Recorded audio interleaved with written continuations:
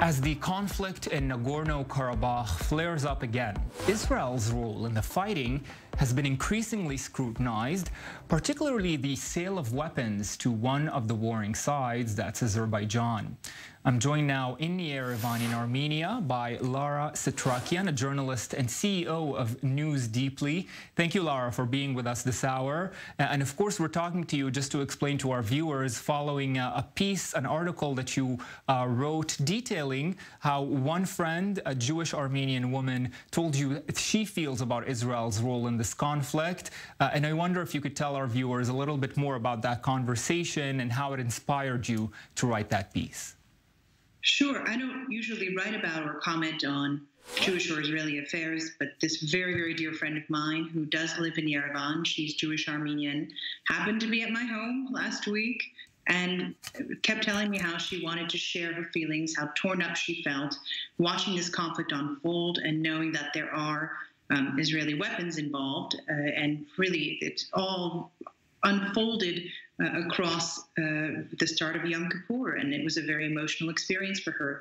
She told me she wanted to write about it, but felt uncomfortable sharing her name and identity, not because of any fear of violence here in Yerevan, but for family abroad in Europe and Israel. She didn't know what kind of furor this would kick up, and so she asked for my help conveying her voice, knowing that I'm a journalist, and I said yes. And of course, we see this concern here in the Armenian community and Israel as well. What would you say, Lara, that she would like to see happen next, specifically regarding Israel's involvement in this conflict?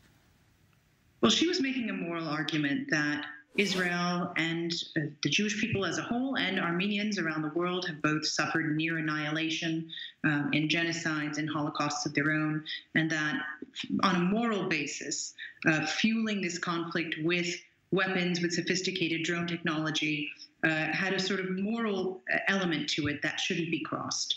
There's also sort of this practical piece of what she was conveying, which is this is a dangerous region. There are strange alliances afoot, constantly shifting parts, it's very volatile, and putting these kinds of weapons into a regional arms race on the border with Iran, with Turkey and its different alliances is not wise, and it's not productive, and it's not helping the cause of peace. I think both sides in this fight, Azerbaijan and Armenia, complain about civilian casualties, about all kinds of horrible things happening, and that is true.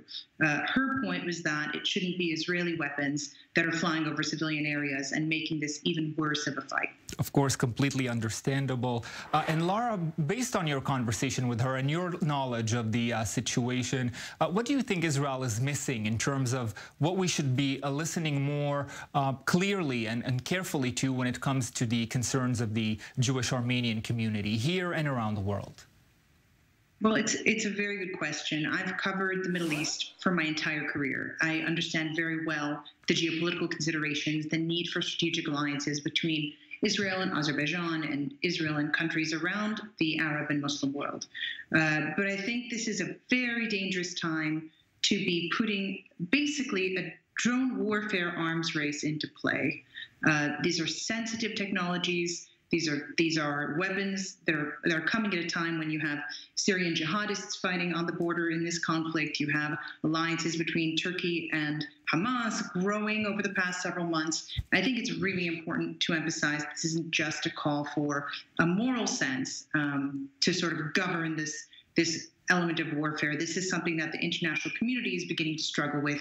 Should drone technology, should these sorts of sophisticated pieces of equipment be subject to different kinds of considerations, different kinds of controls? Canada decided to stop exporting drone technology to Turkey in the middle of this conflict because they saw it being used in the battlefield or believed it's likely being used in the battlefield over Nagorno-Karabakh.